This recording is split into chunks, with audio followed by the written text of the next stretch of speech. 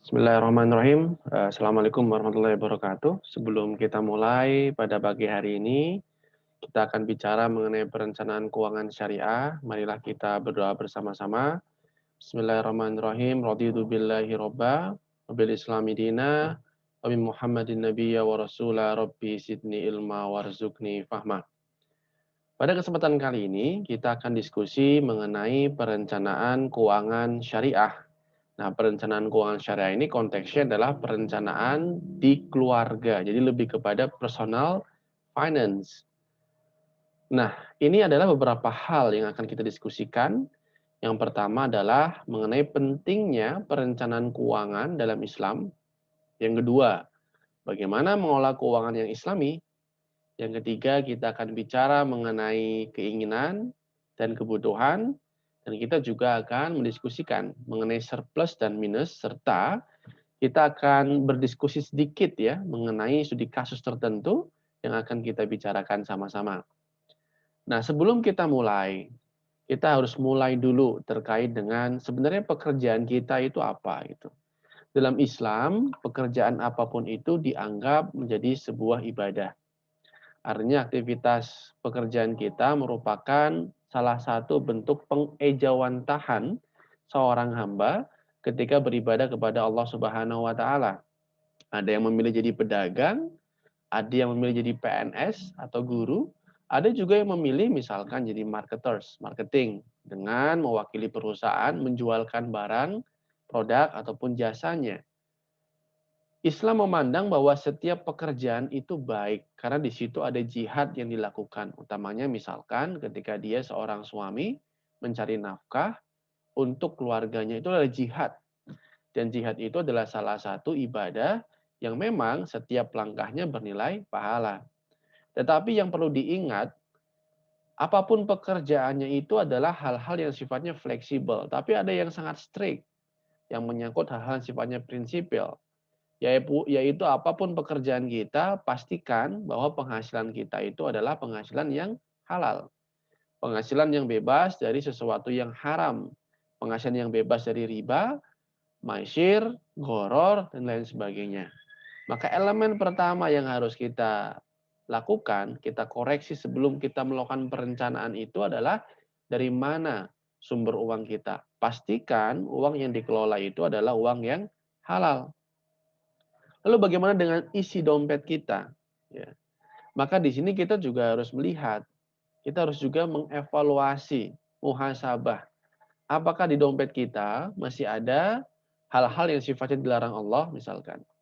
Apakah di dompet kita masih ada, katakanlah, ATM-ATM konvensional yang itu berkaitan dengan riba?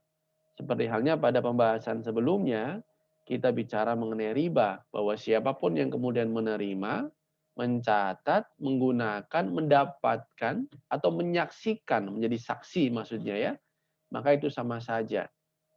Maka hati-hati betul bahwa pastikan dompet kita juga sudah menjadi dompet yang syar'i, dalam artian penghasilannya halal, cara menggunakannya pun baik sesuai dengan tuntunan syariah.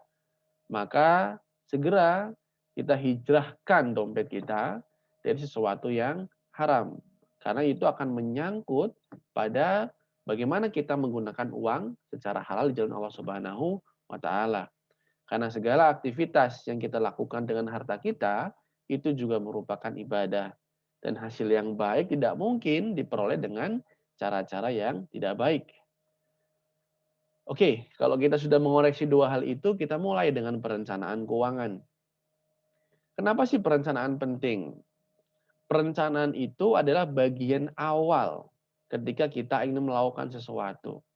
Dalam Islam, perencanaan itu bagian dari niat. Ketika kita sudah merencanakan, berarti kita sudah meniatkan.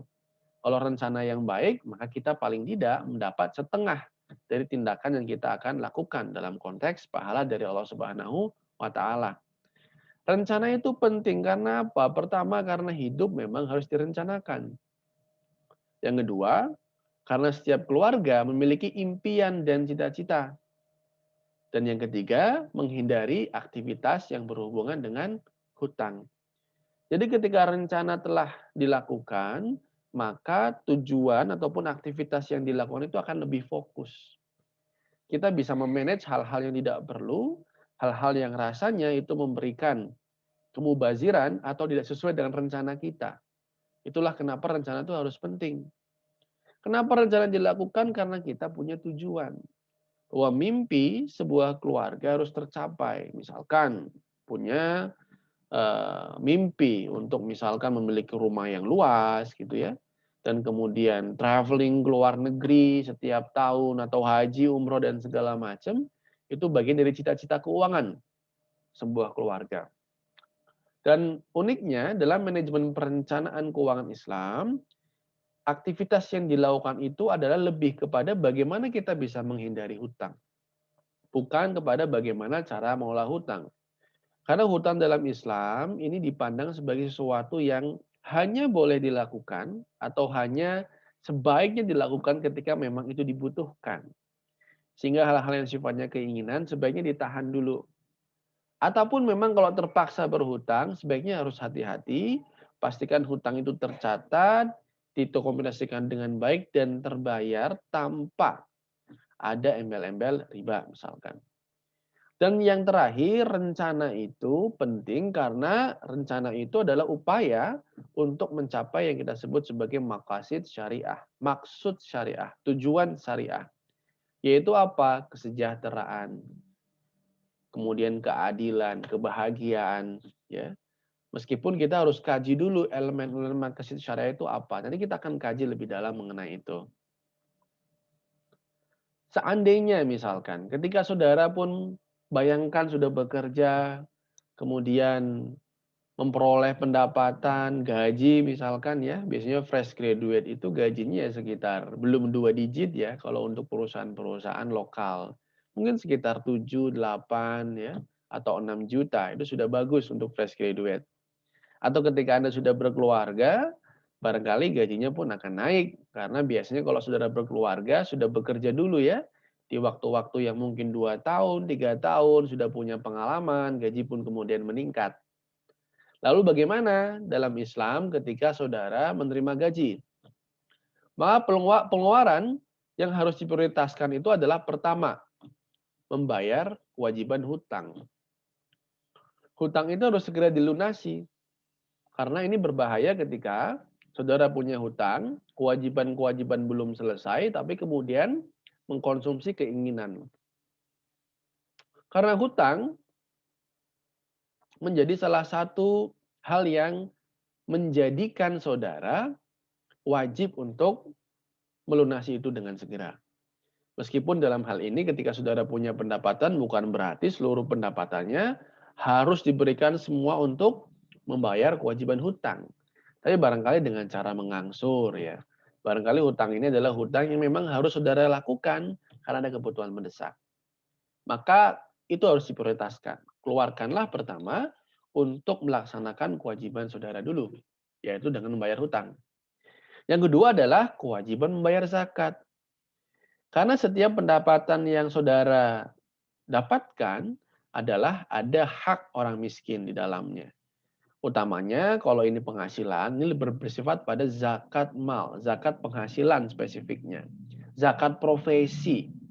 Mudahnya penghasilan saudara berapa, kalau itu tentu melebihi dari kebutuhan saudara, di mana saudara juga punya kewajiban misalkan untuk memenuhi kebutuhan ya, bukan keinginan, yang menjadi tanggungan saudara, maka kemudian dari penghasilan itu dikurangi 2,5%. Meskipun tentu di sini juga ada perbedaan pendapat fikih.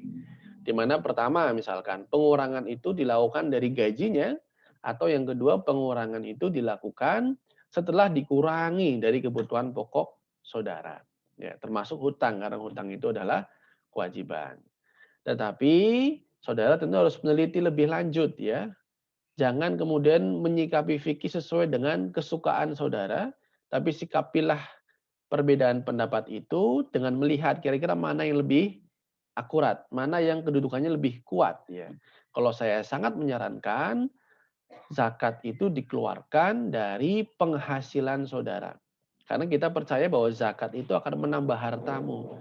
Jadi kita harus pakai logika Allah Subhanahu wa taala, Kalau kita bayar zakat, harta kita akan bertambah. Percaya deh, insya Allah itu terjadi. Yang kemudian yang ketiga, setelah dikurangi hutang, bayar hutang dulu, zakat, barulah kebutuhan pokok keluarga. Misalkan beras, makan, dan lain sebagainya. Kemudian juga setelah itu kebutuhan pokok keluarga selesai, biaya pendidikan. Kalau misalkan saudara ikut asuransi syariah misalkan, atau ingin menabung di masa yang akan datang karena uang kuliah misalkan untuk anak-anak saudara mungkin akan naik tajam dibandingkan sekarang, maka tabungan dana pendidikan itu juga jadi hal yang penting. Dan jangan lupa untuk menyiapkan dana-dana emergensi. Misalkan tiba-tiba anak sakit yang tidak tercover asuransi, tiba-tiba ada qadarullah ya, misalkan ada kecelakaan dan sebagainya, dana emergensi itu penting. Biasanya dana emergensi ini disiapkan kira-kira katakanlah 6 sampai 12 bulan kebutuhan pokok saudara. Jadi kalau kebutuhan pokok itu misalkan dalam 1 bulan itu katakanlah 3 juta, maka paling tidak dalam 6 bulan saudara harus menyiapkan ya dana emergensi yang sewaktu-waktu bisa digunakan adalah sebesar 18 juta ya, 3 kali 6 ya. Dan kemudian jangan lupa juga menabung ya, utamanya untuk mempersiapkan pensiun. Nah, seringkali banyak orang yang lalai untuk tidak mempersiapkan pensiun. Karena kalau usia saudara panjang, saudara bekerja misalkan tiba-tiba, wah usia saya udah 50 tahun, 5 tahun lagi atau 10 tahun lagi pensiun. Karena kalau baru nabung pensiun waktu itu, maka tentu uang pensiunnya akan sedikit. Ataupun kalau ingin banyak di masa pensiun, nabungnya juga harus banyak. Dan tabungan ini juga penting ya. Tabungan juga bisa saudara gunakan sebagai bentuk dana emergensi ya. Artinya dana emergensi itu adalah dana-dana yang liquid yang bisa saudara pakai sewaktu-waktu ketika emergensi itu ada. Karena kita nggak tahu kira-kira di masa yang akan datang yang terjadi itu seperti apa, maka butuh dana emergensi. In case misalkan di COVID-19 saudara kena PHK, ya, maka tidak ada pendapatan. Maka dana emergensi itu bisa digunakan minimalnya untuk mengcover kebutuhan pokok saudara selama 6 bulan sambil mencari kerja yang baru. Dan ini, apa sih kebutuhan itu? Ya, dalam Islam, kebutuhan itu adalah segala sesuatu yang dia bisa mencapai maqasid syariah. Pertama adalah mengenai memelihara agama. Yang kedua adalah memelihara jiwa. Yang ketiga adalah memelihara akal, memelihara keturunan, dan memelihara harta. Jadi kalau kita lihat, maqasid syariah ini, kalau saudara ingin mengeluarkan pendapatan saudara, uang saudara, maka pastikan 5 aspek ini dapat terpenuhi dengan baik. Misalkan ya, kalau saudara ingin mengeluarkan uang, apakah uang yang dikeluarkan itu bisa memelihara agama? Maknanya dalam hal ini, ketika uang dikeluarkan, saudara harus pastikan bahwa itu dikeluarkan dengan cara yang baik, sesuai dengan perintah agama. Pastikan bahwa dalam setiap pendapatan yang saudara dapatkan itu sesuai dengan ketentuan syariah. Yang kedua, misalkan memelihara jiwa. Saudara harus pastikan apakah ketika uang itu dikeluarkan, jiwa saudara terpelihara. Misalkan dalam konteks konsumsi ya, ketika saudara ingin membeli makanan, maka pastikan makanan itu adalah makanan yang sehat. Makanan itu adalah makanan yang sesuai dengan kebutuhan saudara. Tidak hanya asal enak, tapi juga menyehatkan. Misalkan lagi-lagi memelihara akal. Maka pastikan bahwa ketika saudara mengeluarkan itu tidak merusak akal saudara. Contohnya misalkan minuman-minuman yang beralkohol ya, atau minuman keras. Ketika itu saudara konsumsi, maka tentu jiwa tidak terpelihara, akal pun tidak terpelihara. Begitu juga dalam melihara keturunan dan harta, bahwa pastikan cara mendapatkan, cara mengeluarkan sesuai dengan ketentuan syariah. Maka ketika salah satu elemen maqasid syariah ini tidak terpenuhi, maka dia akan merusak elemen yang lain. Contoh misalkan ya pendapatannya dari pendapatan yang haram, maka agama ya terpelihara, jiwa pun demikian, akal pun demikian. Lalu apa sih kebutuhan itu? Kebutuhan itu di sini juga kemudian dikelompokkan. Ada yang sifatnya daruriyat, ada yang sifatnya hajiat, ada yang sifatnya tahsiniyat. Kalau itu sifatnya daruriyat, maka itu harus segera dipenuhi. Karena kalau tidak dipenuhi, maka bahaya. Pada konteks apa itu daruriyat, maka kita lihat dari maqasid syariahnya. Ketika misalkan saudara tidak punya pendapatan gitu ya, dan kemudian saudara tidak bisa makan, maka itu bisa membahayakan jiwa. Jiwanya tidak terpelihara, maka harus segera dipenuhi untuk makan. Tapi kemudian ketika saudara tidak bisa memenuhi gitu ya, maka harus dipenuhi oleh pendapatan-pendapatan yang diperoleh dari skema yang lain. Misalkan saudara kemudian tidak memperoleh pendapatan, maka saudara berhak menerima zakat. Karena termasuk orang yang barangkali miskin ya, karena pendapatannya kurang untuk memenuhi kebutuhan. Atau hajiat. Hajiat ini adalah yang sifatnya sekunder. Tahsiniyat ini yang sifatnya tersier ya. Dan kemudian dalam setiap pendapatan yang saudara kemudian kelola itu juga harus mengerti konteks prioritas. Seandainya itu kebutuhannya mendesak tetapi tidak penting, maka rencanakanlah. Seandainya itu tidak mendesak dan tidak penting, maka tahan dulu. Ya. Seandainya itu penting tapi tidak mendesak, maka pertimbangkan. Yang paling yang harus saudara lakukan pertama kali itu adalah ketika itu mendesak dan itu penting. Utamanya menyangkut kebutuhan pokok. Misalkan saudara sudah punya anak dan kebutuhan pokok seorang anak itu misalkan ya dia harus mendapatkan asupan gizi yang baik, misalkan susu ya. Maka ketika dia sangat butuh itu dan kemudian susunya habis misalkan, maka itu mendesak dan penting, maka lakukan. Biasanya hal-hal yang sifatnya adalah itu, katakanlah di sini penting tapi tidak mendesak ya, adalah hal yang sifatnya hobi gitu ya. Mungkin penting beli sepeda misalkan, mungkin penting misalkan untuk membeli segala sesuatu yang berkaitan dengan hobi saudara, tetapi kalau itu mendesak, itu tidak mendesak, maka sebaiknya tahan dulu. Kita lihat apakah ada kebutuhan-kebutuhan yang mendesak atau tidak. Ketika ada kebutuhan yang mendesak, maka segera. Karena itu bisa berbahaya ketika tidak segera dipenuhi, bisa mengganggu maqasid syariah tadi. Jiwa tidak terpelihara, pikiran akal juga sama, maka segera dipenuhi. Nah sekarang misalkan kita punya dua hal, surplus dan defisit.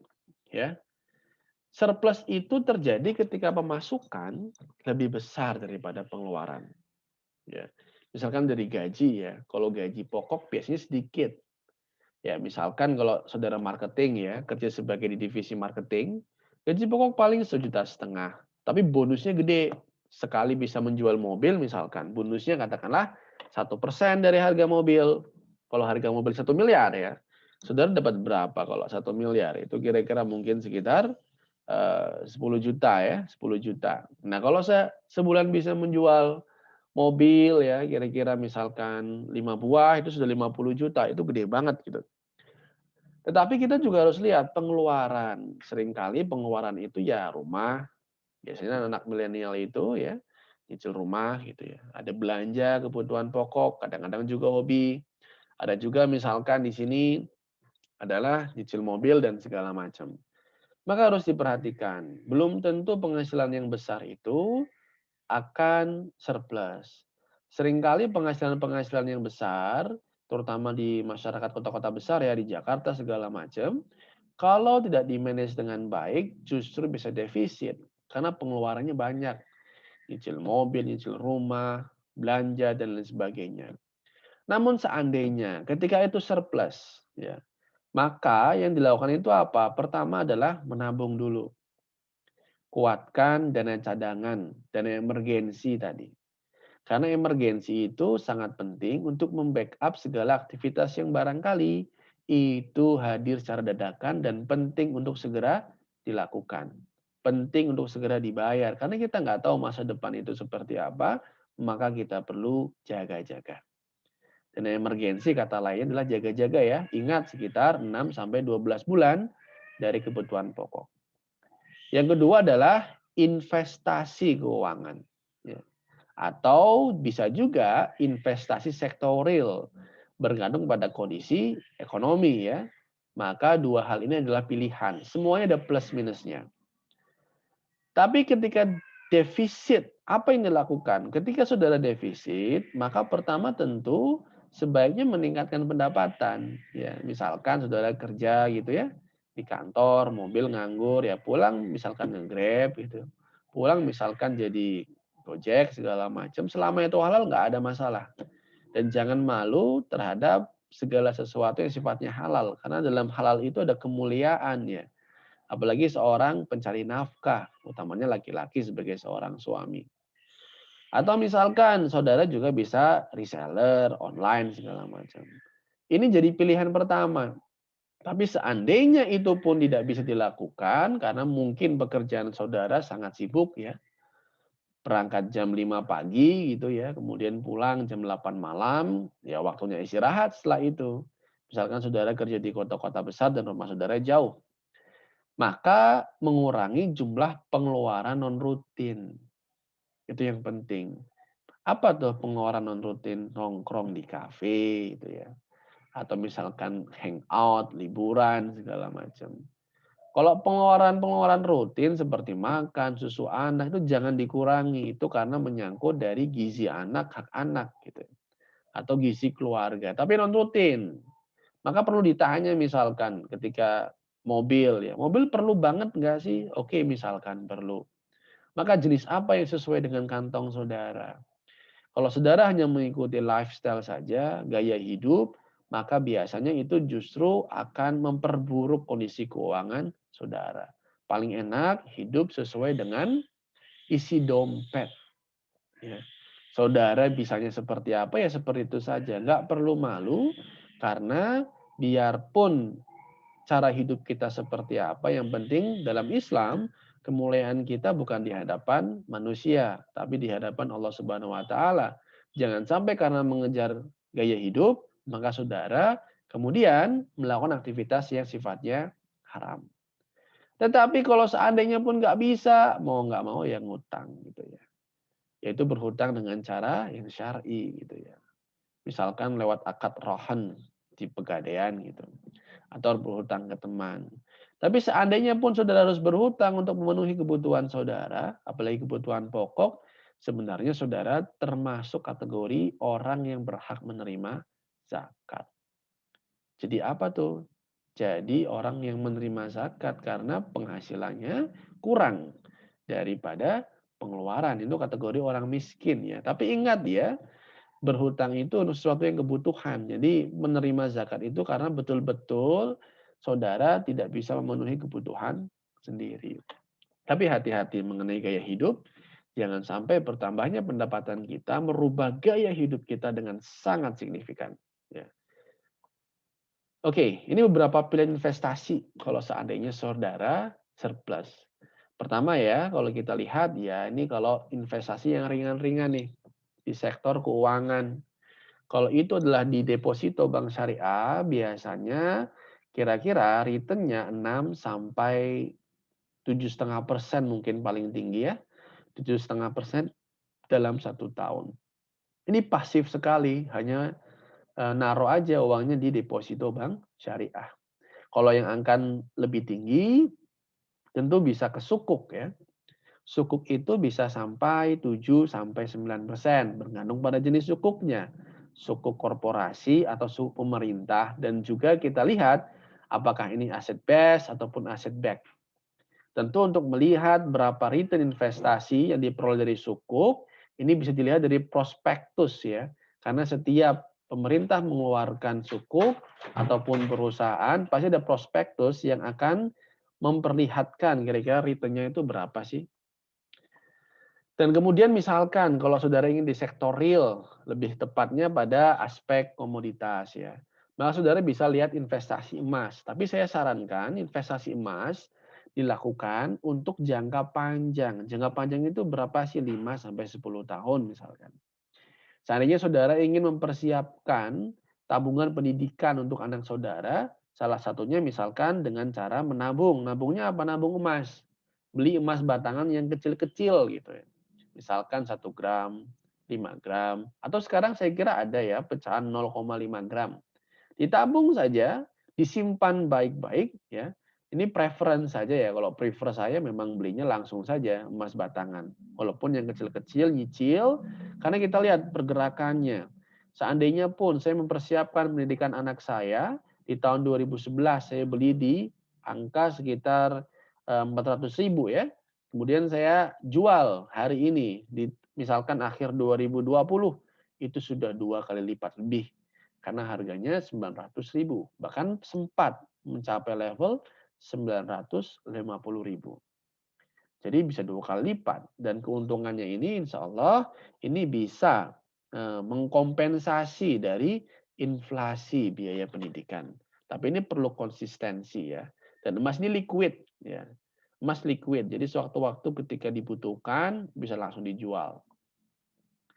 Lalu bagaimana mengolah impian? Saudara punya impian kan? Nah, misalkan menikah ya, menikah dengan cara tertentu ya, misalkan dihadiri 1.000 undangan, saksinya nanti presiden segala macam, atau dengan style garden ataupun apa Eropa dan segala macam. Ini impian ya. Tapi pastikan kalau mau nikah sudah punya pasangan, kira-kira begitu ya.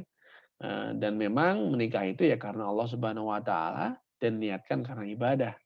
Atau misalkan punya rumah impian gitu. Atau ingin berhaji bersama keluarga besar. Ingin mengumrohkan keluarga besar sehingga rame-rame satu bus gitu, satu pesawat sehingga di sana umrohnya merasa lebih nikmat. Ini tentu impian dan impian itu tidak ada yang salah. Termasuk punya rumah besar ya. Termasuk kemudian menghajikan orang tua selama impian itu adalah impian yang punya nilai.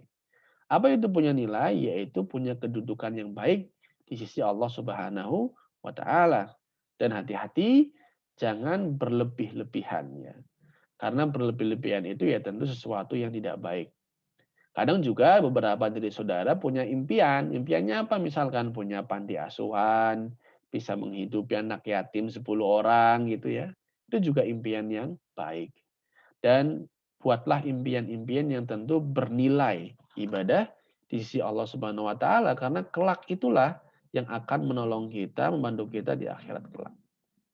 Misalkan nih, kalau kita lihat yang sifatnya tadi kan daruriyat. Nah, kita punya yang sifatnya apa nih? Hajiat. Hajiat itu berarti yang sifatnya lebih lapang ya, karena sesuatu yang terpenuhi maka akan lebih enak kalau hajiat lebih lapang. Jadi konsumsi itu tetap sesuai dengan maqasid syariah tadi, memelihara agama, jiwa, akal, keturunan dan harta, tapi dengan cara yang lebih lapang yaitu hajiat. Dengan cara yang agak lebih mewah dengan tahsiniat. Ya. Misalkan mengkuliahkan anak ke UK. Ya. Ini juga penting karena investasi dari memelihara akal dengan baik. Tentu sebelum ke sana juga dibekali ya dengan ilmu agama yang kuat. Berapa estimasi biayanya? Mungkin 500 sampai 600 juta. Jangka waktu misalkan. Kalau sekarang 2021 mungkin ya sekitar 16 tahun lagi atau 20 tahun lagi. Maka strategi rasionalisasinya gimana? Bisa investasi saham, emas, dan lain sebagainya. Sehingga pada 2035 kita bisa memanen dari hasil investasinya. Atau umroh bersama keluarga. Umroh ini kan sunnah. Ya, sunnah.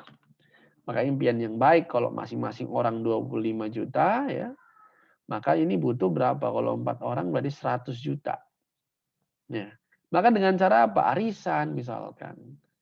Arisan. Jadi ada 10 orang misalkan atau 20 orang, digilir saja gitu. Tahun pertama siapa yang berangkat? Tahun kedua siapa yang berangkat? Tahun ketiga jadi bisa umroh semua tuh. 20 orang itu. Tapi kemudian setelah dapat umroh tetap bayar arisan ya. Karena ini kan sebenarnya hanya giliran saja. Atau misalkan selain arisan juga bisa investasi, nabung emas ya. Atau ingin haji bersama istri, ONH+. ONH+ ini antriannya menurut salah satu bank itu ya kira-kira sekitar 16 tahun ya sekarang ya. Kalau yang haji biasa itu sudah 25 tahun lebih. Ini untuk wilayah DIY. Averagely seperti itu. Walaupun Bantul, DIY yaitu beda-beda tipis ya. ada yang 25, ada yang 26 tahun, nunggunya. Jadi kalau sekarang saudara harus ditanya bikin rumah dulu apa haji dulu, sebaiknya daftar haji dulu. Karena kalau saudara bikin rumah udah jadi misalkan ya, jadi 5 tahun. Daftar haji itu antrenya sudah bisa 35 sampai 40 tahun kapan hajinya. Maka itu jadi penting, pastikan sudah dapat tiket ya, bahwa saudara akan haji. Ini juga bisa dengan cara arisan. Atau tahsin niat ingin punya mobil mewah. Mobil mewah itu gimana sih ya, macam-macam ya kategori mewah, tapi kalau di Indonesia misalkan mobil yang 1 miliar itu apa ya, misalkan Pajero gitu ya, terus apa lagi ya, dan lain sebagainya, Odyssey atau apa gitu ya. Itu juga bisa dengan pembiayaan bank syariah, tapi hati-hati betul ya, kalau ini pembiayaan bank syariah pastikan saudara harus affordable. Dan kalau ini sebenarnya nggak perlu-perlu amat juga, sebaiknya jangan misal. Kecuali mobil mewah itu misalkan ya, meningkatkan produktivitas saudara. Atau liburan ke Eropa ya, itu juga bisa kalau misalkan ini estimasinya 200 juta ya, 2023 sampai 2025 bisa memanfaatkan bonus akhir tahun. Biasanya bonus itu kalau di perusahaan-perusahaan bisa 2 kali gaji, atau bahkan juga ada yang 3 sampai 6 kali gaji, bergantung perusahaannya dan besaran bonus itu sendiri. Sah-sah saja, tetapi poinnya tadi pastikan bahwa segala sesuatu yang saudara dikeluarkan itu adalah sesuai dengan jalan Allah Subhanahu wa taala. Islam tidak melarang saudara membeli mobil ya. Islam tidak melarang saudara punya rumah yang besar atau umroh ataupun haji UNH+. Tapi pastikan dikeluarkan dengan cara yang halal, diperoleh dengan cara yang halal, dan semata-mata pastikan pengeluaran itu sebagai bentuk ibadah kepada Allah Subhanahu wa taala. Dan saya yakin pengeluaran yang besar itu juga berkonsekuensi, pendapatan saudara besar, maka zakat dan sedekahnya pun harusnya juga besar, harus balance gitu. Dan ini tata cara wasiat. Nah, ini ada wasiat nih menyangkut hibah dan waris. Di antara kita pasti meninggal ya. Pasti setiap orang meninggal dan ada yang meninggalkan harta ya. Ada wasiat, hibah dan waris. Kalau ini sifatnya wasiat, maka diberikan setelah wafat, tetapi ditetapkan sebelum wafat. Ya. Kalau hibah dia sebelum, kalau waris setelah wafat. Nah, pembagian kepada wasiat itu adalah ahli waris. Sementara hibah adalah pemilik harta. Terserah hibah itu ya mau kasih siapa gitu. Yang penting sebelum meninggal mau dihibahin ya terserah gitu. Entah itu harta. Kalau waris ya ahli waris. Nah, jadi kalau wasiat pelaksananya ahli waris tapi penerimanya adalah bukan ahli waris. Misalkan saya punya harta 100 miliar. Saya wasiatkan, ini maksimal ya, sepertiga harta saya untuk misalkan membantu panti asuhan. Maka yang menyerahkan siapa? Ahli waris. Menerimanya siapa? Yayasan panti asuhan. Tapi maksimal wasiat itu adalah sepertiga. Kalau hibah itu yang melaksanakan ya ahli waris dan misalkan bukan ahli waris ataupun orang itu sendiri gitu. Sementara waris itu ya penerimanya ya ahli waris. Sementara hukumnya wasiat dan hibah itu ya sunnah. Tetapi kalau waris itu wajib. Jadi sebenarnya meskipun misalkan kita meninggal tanpa menuliskan wasiat, hibah, dan segala macam, maka harta kita akan diwariskan kepada ahli waris sesuai dengan ketentuan syariat. Misalkan laki-laki mendapat 2 bagian, perempuan mendapat 1 bagian. Kalau perempuan kenapa dapat 1 bagian? Karena dia untuk dirinya sendiri. Tapi kalau laki-laki dapat 2 bagian, dia untuk keluarganya, untuk adik-adik perempuannya yang kemudian barangkali masih dalam tanggungannya. Ya. Jadi bagian yang besar berkonsekuensi pada tanggung jawab yang besar. Sementara perhitungannya tadi kalau wasiat adalah sepertiga, hibah tidak diatur, dan waris itu sesuai dengan hukum faraid atau hukum waris. Ya. Nah ini contoh studi kasus ya, bahwa dalam manajemen perencanaan keuangan, yang sebagai basic saja sebenarnya materi ini, yaitu bahwa kadangkala kita mencapai karir puncak. Ya. Itu di sekitar usia 41 sampai 60 lah, kira-kira begitu ya. Misalkan kalau saudara PNS, ya mungkin sudah golongan berapa gitu, golongan 4B misalkan. Kalau saudara dosen, sudah doktor, ya mungkin menjelang profesor. Kalau saudara misalkan di profesional perbankan, mungkin sudah kepala cabang atau lebih dari itu. Tetapi Allah itu maha adil ya. Di usia-usia seperti 41 sampai 60 tahun, karirnya puncak, pendapatannya puncak, kebutuhannya pun juga puncak. Kenapa? Membiayai anak sekolah, kuliah. Kadangkala ya ada yang S2, kadangkala yang kuliah juga tidak cuma satu gitu. Maka apa? Siklus volume total biaya hidup, siklus volume total income ini harus di-manage. Sehingga meskipun pendapatan saudara di puncak, saudara bisa save untuk kebutuhan ketika pensiun. Saudara bisa save misalkan untuk protection bagaimana ketika ada accident terjadi, ikut Islamic insurance. Saudara juga bisa save ya. Seandainya saudara butuh investasi-investasi sehingga di masa yang akan datang ada wealth accumulation. Ya. Uang saudara terakumulasi dari investasi yang dilakukan. Sehingga apa? Meskipun volume total biaya hidup saudara turun, tetapi volume total income saudara ketika turun pun nggak drastis banget gitu. Karena seringkali orang kaget itu ketika pensiun, kok pendapatan saya tiba-tiba turun drastis, ya karena nggak disiapin. Maka siap-siap saja investasi. Menyiapkan kebutuhan anak dengan investasi misalkan untuk pendidikan. Kalau orang dulu biasanya beli tanah ketika mau kuliah, tanah dijual. Harganya sudah naik berkali-kali lipat. Kalau untuk pensiun misalkan karena kebutuhannya setiap bulan, kebutuhan hidup, maka harus ada cash flow ya, yang setiap bulan itu saudara bisa dapatkan. Nah itu saham, deposito, atau lain sebagainya. Nah, kita akan bahas nanti itu pada pertemuan-pertemuan selanjutnya. Saya kira ini adalah beberapa rekomendasi bacaan. Kalau ingin dapat fundamental mengenai ataupun sesuatu yang fondasi ya mengenai ekonomi syariah, saudara bisa lihat di Ekonomi Islam, ini buku terbitan P3EI FPUI kerjasama dengan BI, atau mengenai investasi keuangan syariah, ini utamanya tugas saudara. Saudara bisa baca buku di buku yang saya tulis ya. Saya nggak jualan buku, tapi saudara bisa cari di online shop ya. Kemudian mengenai personal financial planning, ini lebih kepada teknis perhitungan-perhitungan, saudara bisa cari online juga. Dan Sakinah Finance ini juga saya rekomendasikan. Ini bukan textbook ya. Kalau yang sebelum-sebelumnya yang 3 awal tadi adalah textbook. Kalau Sakinah Finance ini bukan textbook. Lebih kepada sharing mengenai perencanaan keuangan, kegiatan sehari-hari. Ini juga saya rekomendasikan untuk saudara biar tahu bagaimana paling tidak prinsip-prinsip mengelola keuangan dengan baik. Saya kira itu saja pada pertemuan kali ini. Marilah kita akhiri dengan bacaan hamdalah. Alhamdulillahirabbil alamin. Wassalamualaikum warahmatullahi wabarakatuh.